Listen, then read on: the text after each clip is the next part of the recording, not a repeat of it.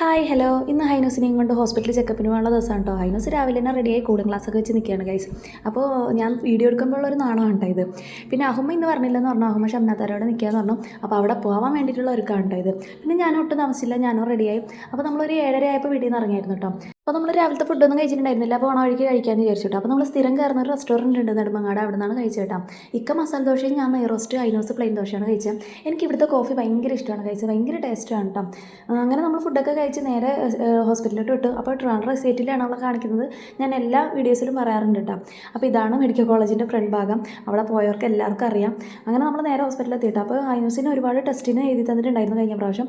അതൊക്കെ നമ്മൾ ടെസ്റ്റ് ചെയ്യാൻ കൊടുത്തു. നമ്മൾ ബ്ലഡ് ടെസ്റ്റിന് വേണ്ടിയിട്ടുള്ള ബില്ല് പേ ചെയ്യുന്നത് 10:15 കേട്ടോ. 11 മണിക്കാണ് നമുക്ക് ടോക്കൺ നമ്പർ ആയത്. 11 മണിക്ക് നമ്മൾ ബ്ലഡ് എടുത്ത് കൊടുത്തു കേട്ടോ. എന്നിട്ട് ഒരു ഉച്ചയ്ക്ക് 1:30 ആയപ്പോൾ ഞാൻ റിപ്പോർട്ടായെന്ന് ചോദിച്ചു. അപ്പോഴായില്ലെന്ന് പറഞ്ഞു.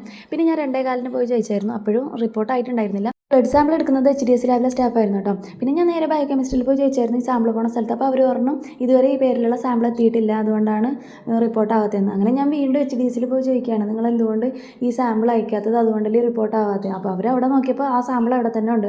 പിന്നെ അവരുടെ ഡയലോഗ് നമ്മൾ മറന്നുപോയി, 1.5 മണിക്കൂർ വെയിറ്റ് ചെയ്താൽ മതി, അപ്പോഴേക്ക് റിപ്പോർട്ട് ആയിക്കോളും. അപ്പം ഞാൻ പറഞ്ഞു നിങ്ങൾ ഇത് പറയണ സമയത്ത് ഡോക്ടർ അവിടെ ഇരിക്കില്ലല്ലോ, അവരെ പാട്ടിന് എണീച്ച് പോകില്ലേ, നമ്മൾ രാവിലെ തൊട്ടേ ഇത്രയും നേരം വെയിറ്റ് ചെയ്യുന്നത് ഈ റിപ്പോർട്ട് കാണിക്കാൻ വേണ്ടിയിട്ടില്ലേ എന്ന് പറഞ്ഞു.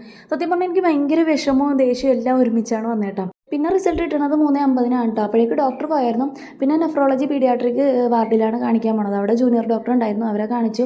അപ്പോൾ ഡോക്ടർ പറഞ്ഞു ഇത് പൊട്ടാസ്യം കൂടുതലാണ്, അടുത്ത ആഴ്ച എന്തായാലും മാഡത്തിനെ കാണാൻ വന്നേക്ക്, പിന്നെ സർജനെയും കൂടെ കാണണം എന്ന് പറഞ്ഞു.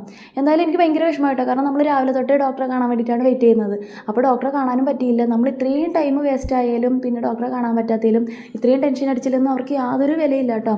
എന്തായാലും വല്ലാത്തൊരു സംഭവം തന്നെയായിരുന്നു, എനിക്ക് ഭയങ്കര വിഷമമായി.